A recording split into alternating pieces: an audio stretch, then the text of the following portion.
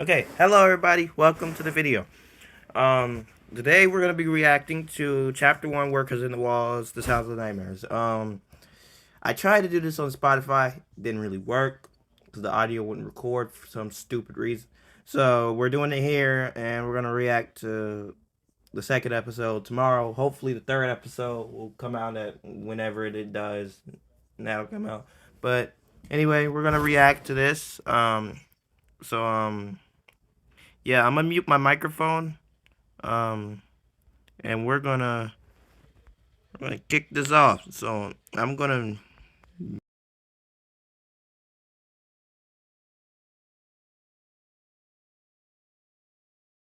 audio microphone.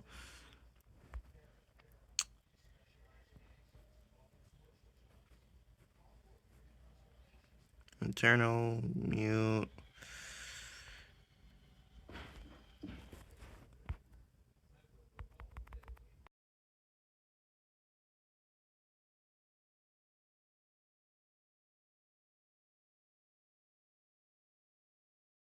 Okay. Okay, screw it. We're just stuck with internal microphone and audio, so we're just gonna click this off. Also, this is on the Bandai Namco Europe page. Yeah, whatever, we know. But yeah, you can check that out here on Spotify. Anyway, we're gonna start. Let's just get into this.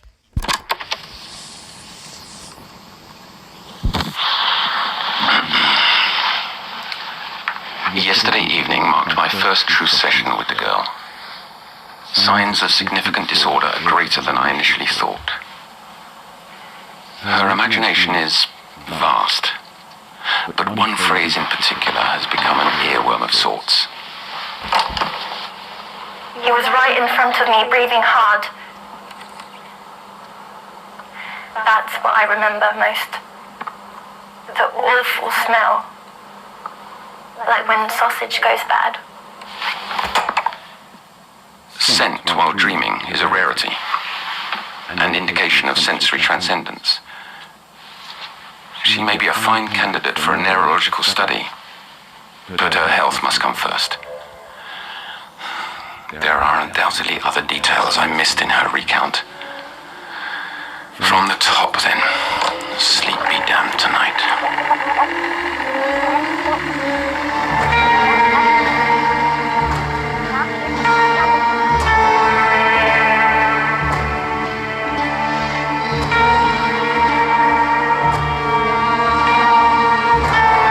You're listening to The Sounds of Nightmares, an audio fiction series from the world of Little Nightmares.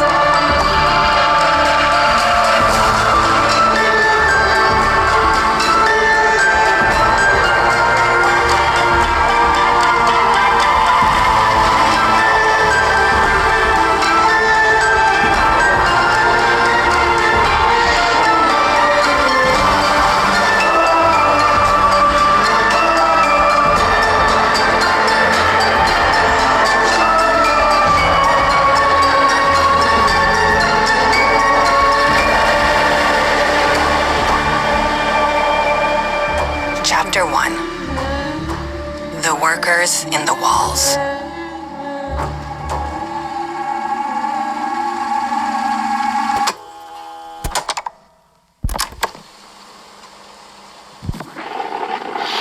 This is the counselor. Herein are my preliminary case notes for tape number 54, session number 1, patient number 1220. Referring to children by numbers. Our relationship goes beyond mere ethics, so I can leave that practice to the heartless quacks on the upper floors. But to remain professional, I'll use a moniker the girl's given herself. Noon.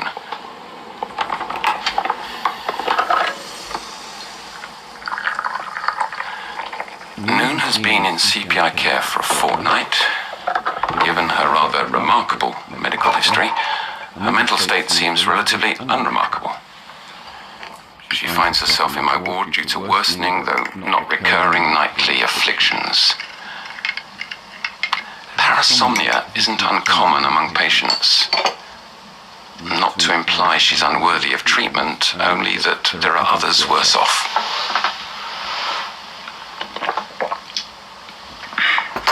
Noon also displays signs of mild trauma. As such, nightmare disorder is possible.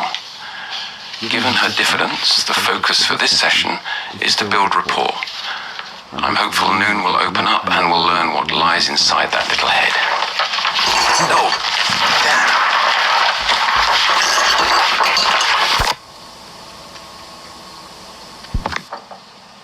Take the big chair, Noon. Sit, lie, saddle it like a horse, whatever you please.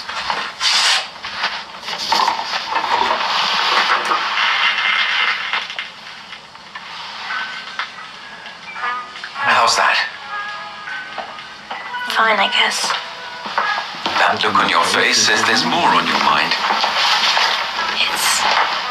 It's like the music I used to hear through the walls. In our old apartment, before we moved into the fancy house. Would you like to talk about that? Your old apartment? No, Counselor. All right. An easier question to start. How are you feeling today? Bit sad. For any reason in particular? The red flower Mum and Dad left. It went all wrinkled. I tried lifting a petal and it broke off. But then I saw why. Little crawlies. Everywhere underneath the dirt. Aphids. How unpleasant. Must be hard, here all alone. That wasn't just a flower to you, was it? No, Counselor. Your parents only want you to feel like you again. And we'll see to that. One day at a time.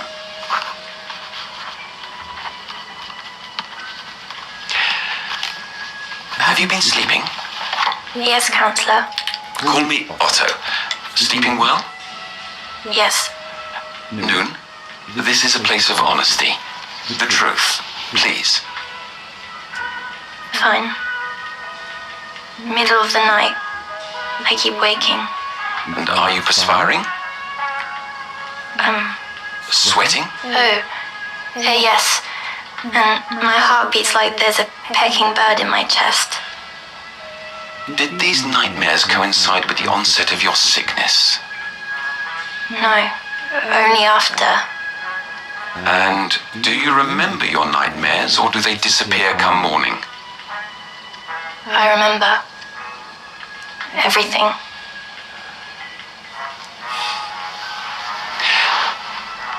Would you be all right to tell me about them? Now or later? Yes. The one I had last night, it's still here. The feeling. But may I have some juice? My head's light and Mum says it helps. I'm not sure that's true. Regardless, you may.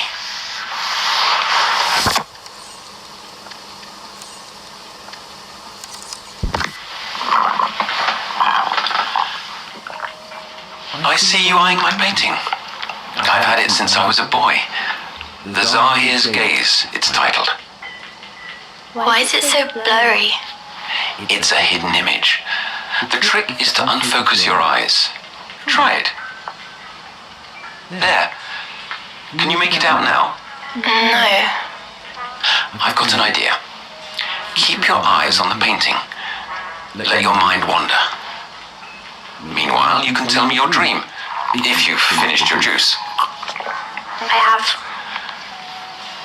From the beginning, then.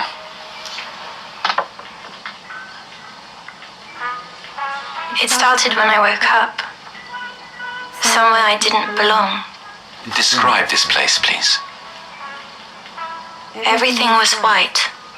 Only slowly I realized snow was falling on a field. The view was peaceful looking out from so high up. Like I was one with the cold. You felt this cold? Not like the counties in winter, but more like watching someone who was chilled. Around me, but not in me. I turned away from the window which was only a hole in the stone wall of the curved passageway that stretched on the long ways. This odd feeling told me to get up, but I couldn't stand because the ceiling was so low. I crawled ahead and, if not for the tiniest bit of light, I would have fallen. Another passageway appeared on the floor, its edges throbbing in the dark. Suddenly, I heard a clinking from below. That same feeling told me I was lost inside a giant. A huge one made out of stone, and the only way out was to keep going through its veins. I climbed into the pitch dark, and immediately began sliding down the icy wetness, going and going, faster and faster. I thought the slide would never end, and just then, it shot me out. Did it hurt? Not like when you fall for real.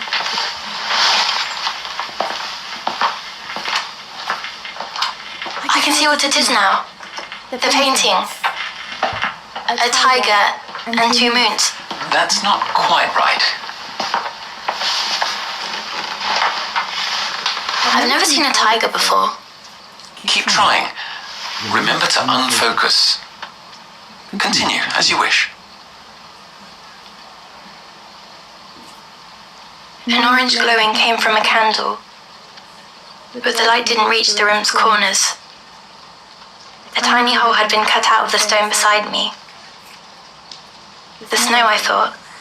How nice it would be to watch fall again. I looked through, but there was no snow. Only a room brimming with glass jars.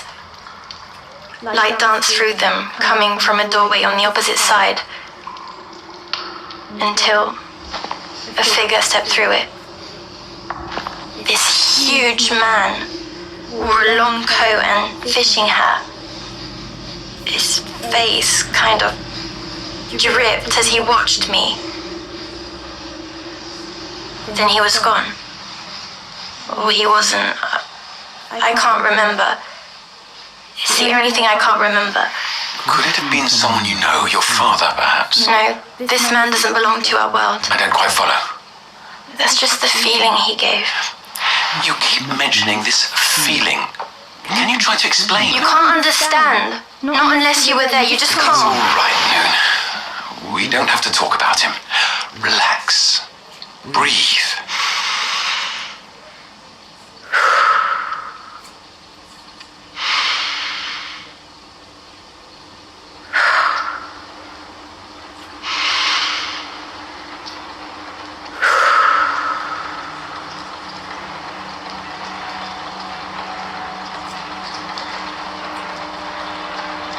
Turning from the hole, I spotted an exit on the far wall.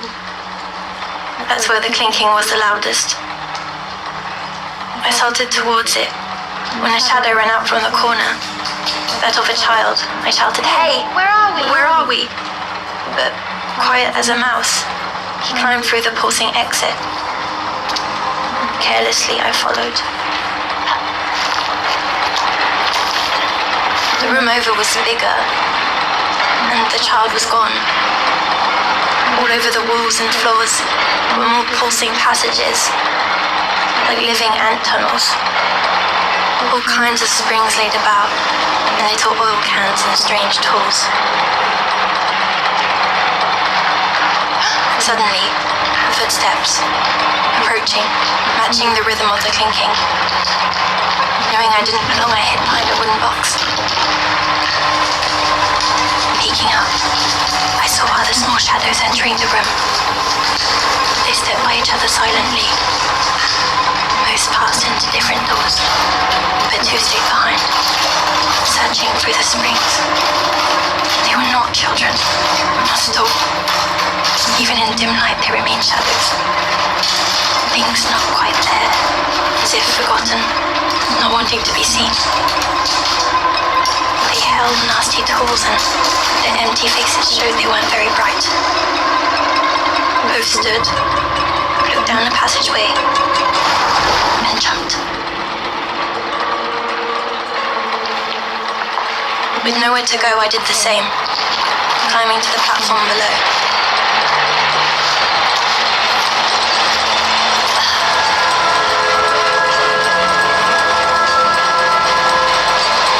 I finally saw what was making all that noise. Golden spinning wheels. Fat ones, small ones, skinny ones, and they went down so deep I couldn't see the end. I didn't know what they were until that faraway feeling came back and told me. They were gears, with teeth which locked perfectly into one another, clicking on and on a song that never stopped. There were hundred of the dull little shadows, working to keep the mechanisms going. I felt, without their doing, the gears would surely stop, and the giant would break apart stone by stone. But as I leaned over the edge, distracted, my foot must have knocked a wrench.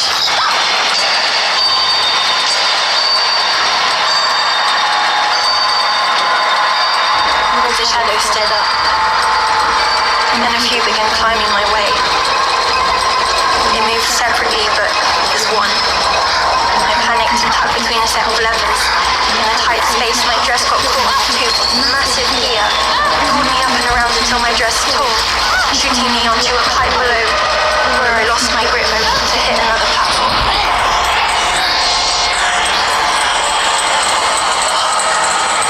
The shadows stopped chasing me, working again as they yanked at the piece of my dress, now stuck between two gears, causing all the others to slow.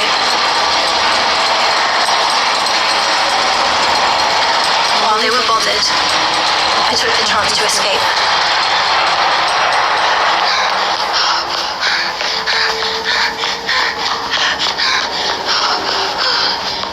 The wall in front of me went down and around, forever and ever, along with the mechanisms. I grabbed onto a rod, sliding on, when a big creak groaned above, and the gears went right back to singing their song.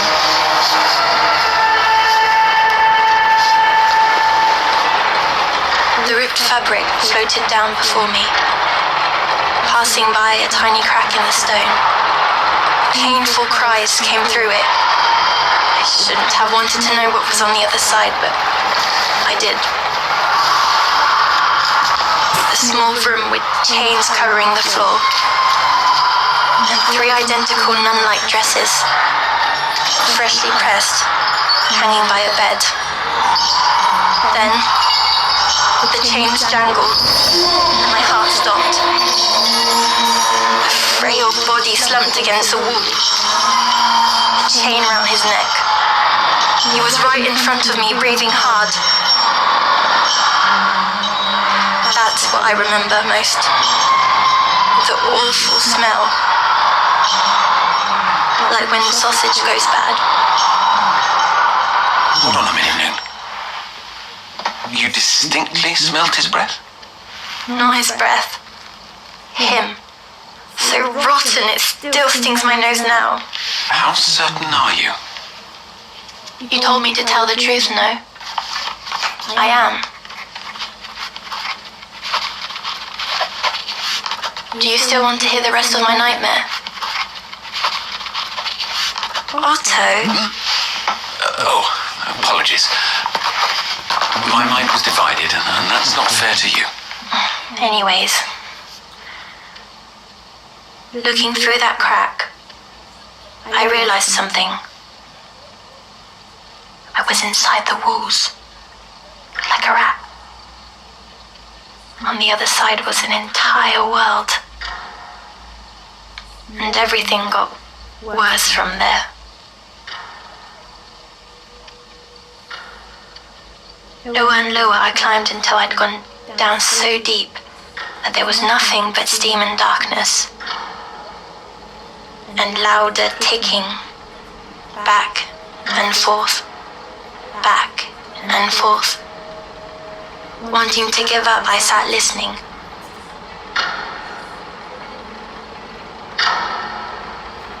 I'd nearly fallen asleep when suddenly a small shape crawled out from inside the wall below. Another worker came for me, I thought. But when they looked up, I saw their eyes. A child, for certain this time. And their hair was covered in goo, which made it hard to tell if they were a boy or a girl. Still, I climbed down, full of energy. Nearly the amount I used to have. We stood in silence a moment. Stuck in their hair was black liquid moving like smoke. "What's in your..." I started, but they put a hand over my mouth. Not until they pointed at the wall did I understand why. Yet another crack led to yet another chamber. It was a hideous workshop. All around were half-made projects built from wood and metal with all kinds of straps and cranks. Their shapes made my chest tighten. A collection masks was on the shelves with screws and spikes on them, positioned to fit perfectly into a mouth. A tall woman bent over a new project, wearing a familiar dress. Long, heavy chains coming out under its tail. She moaned, enjoying herself. I could feel she'd been at it for hours. Her presence alone told that she was the keeper of the stone giant, of the world beyond the walls.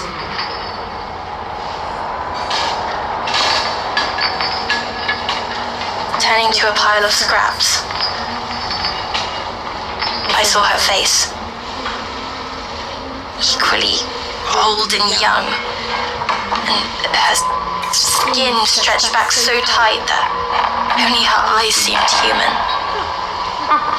I wanted so badly to know what she was building and to scream all the same. But before I could do either, my new friend pulled me away. They pointed up. From between the planks, a shadow studied us. The child pulled my arm, but it was already too late. The worker looked down beside me, inspecting my body like a tool, reaching out with its wrench. But the child pushed me away, letting a slither of light shine out from the workshop to hit the shadow. Faster than fast, tucked back into darkness, desperate to keep hidden.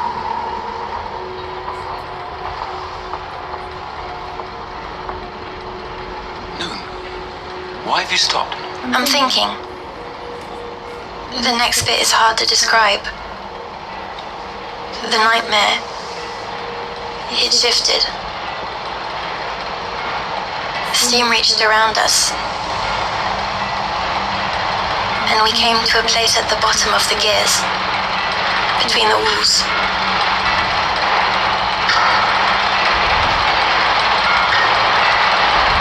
In front of us, a long pendulum whooshed back and forth.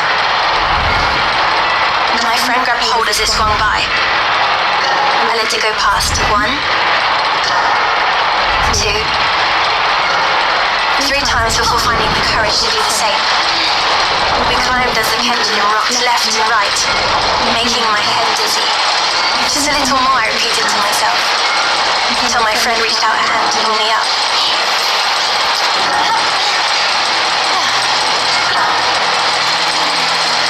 We'd made it. Finally, the center of the clock.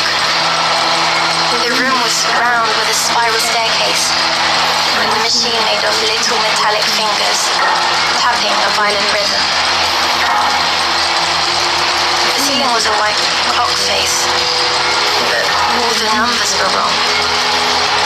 We immediately ran up the stairs, and at the top, we stepped out into a courtyard.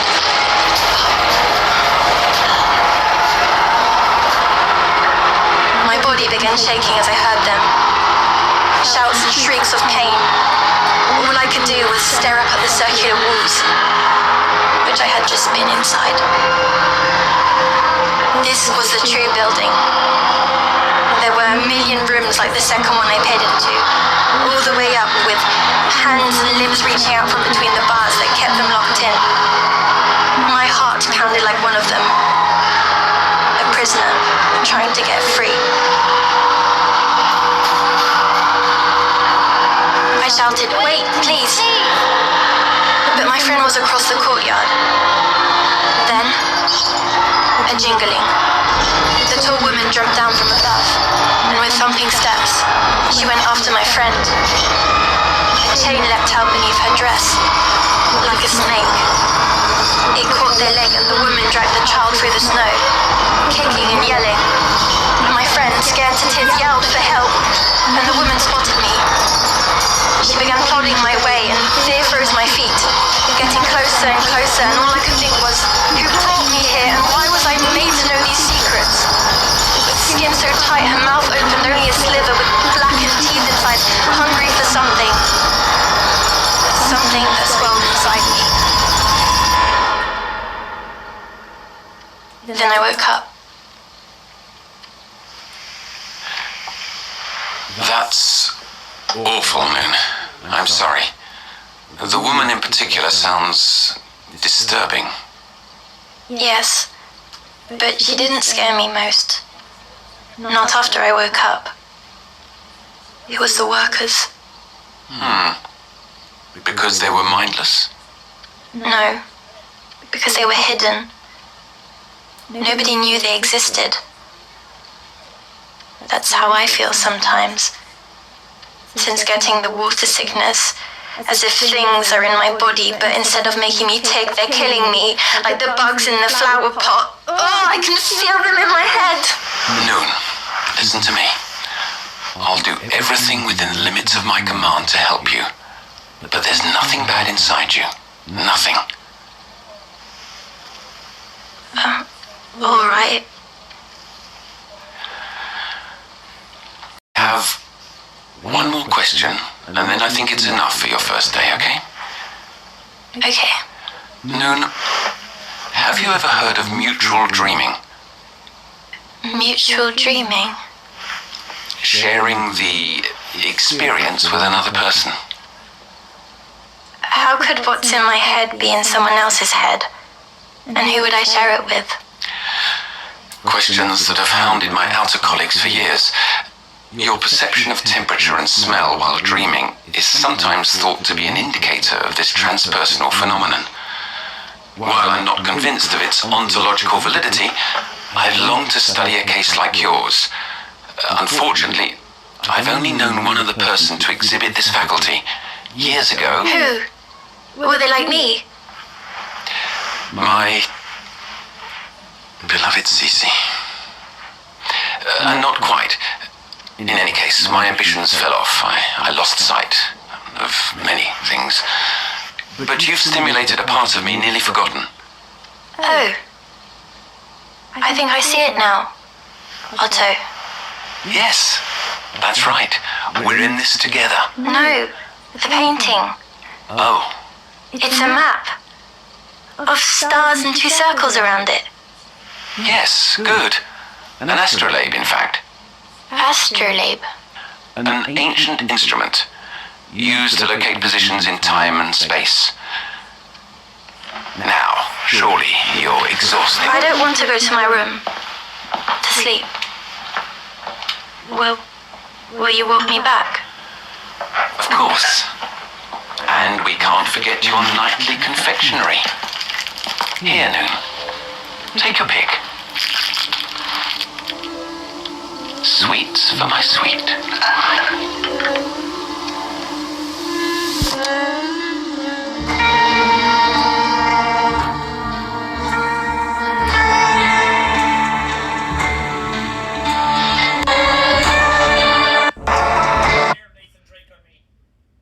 Well, that was a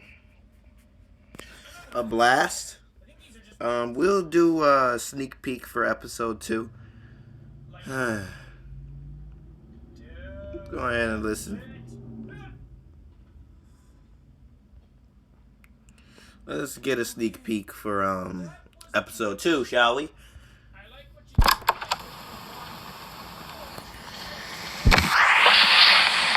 During our fourth session, developments in Noon's case unearthed echoes of past failures. The girl recalled a familiar figure. The candleman stood before me, on the rooftop. He wore a long, filthy jacket. His presence, it reminded me of when the tide goes out.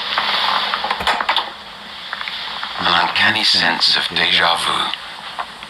For Noon has seemingly encountered my Cece's ferryman.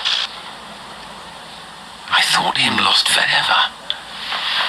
Yet, if true, he's somehow found a way back to where he began.